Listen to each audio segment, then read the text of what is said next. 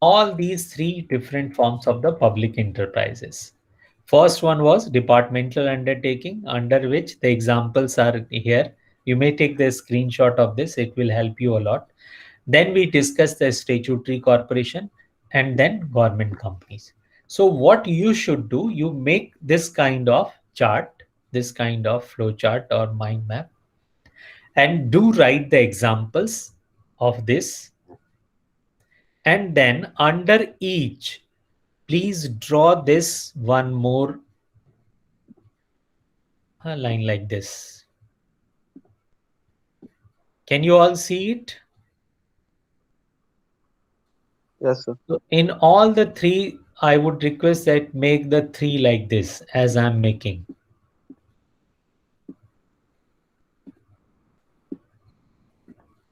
Please draw this in rough or wherever in your copy. Or you may take the screenshot. Later on, you can do in your notes. Then departmental undertaking, all the features you should write it here. Then all the merits here. And then the limitations. Same way you will do this in all the three. Is it okay? Okay. And in the Sir, same, after the examples? yes, yes. In the box where you are writing this departmental undertaking, in your own mind map, you may write here the meaning also. So you have written meaning, examples, features, merits, limitations.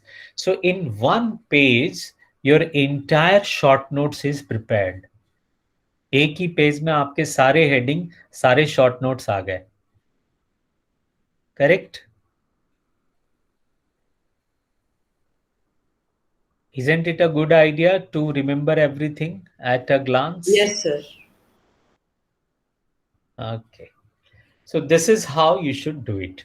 And then in examination, sometime it is asked that what is the difference between statutory corporation and departmental undertaking? What is the difference between departmental undertaking and government company? So this table will help you to answer all such type of questions. You may take the screenshot. These are the bases which I have shown it this side. And this is all about these three. Like formation, statutory corporation is formed by the Special Act. It is by the ministry. Correct? This I will take 2 more minutes and we'll finish it. And this is formed under the Companies Act. You may mention here 2013. Ownership is wholly owned by the government. This is also by government. And here minimum 51% share should be of the government. 49% may be of the public if it is a public limited government company. Correct? I have explained it earlier also. Then comes the autonomy. There is sufficient autonomy. In departmental undertaking, there is no autonomy because there is a direct interference of the government and the parliament and the concerned ministry.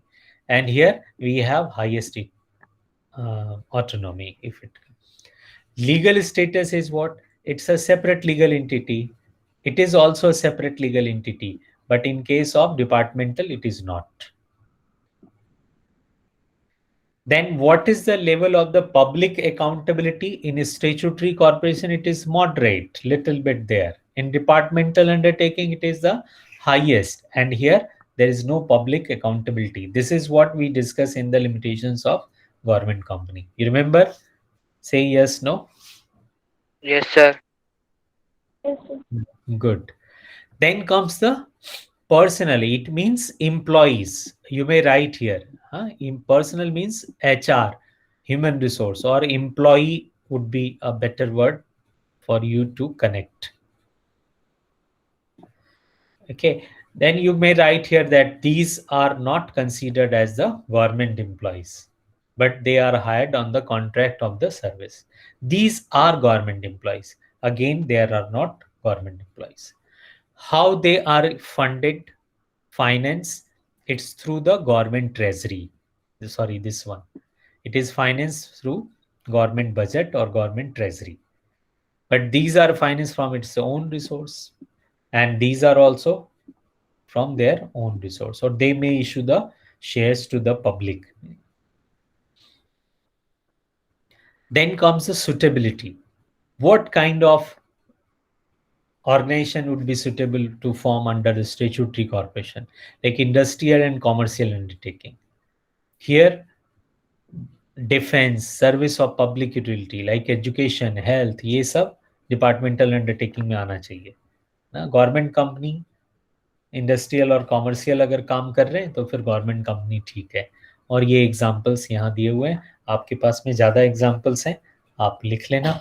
और ज़्यादा से ज़्यादा example आप search कर सकते हो, you may see it on internet. Okay.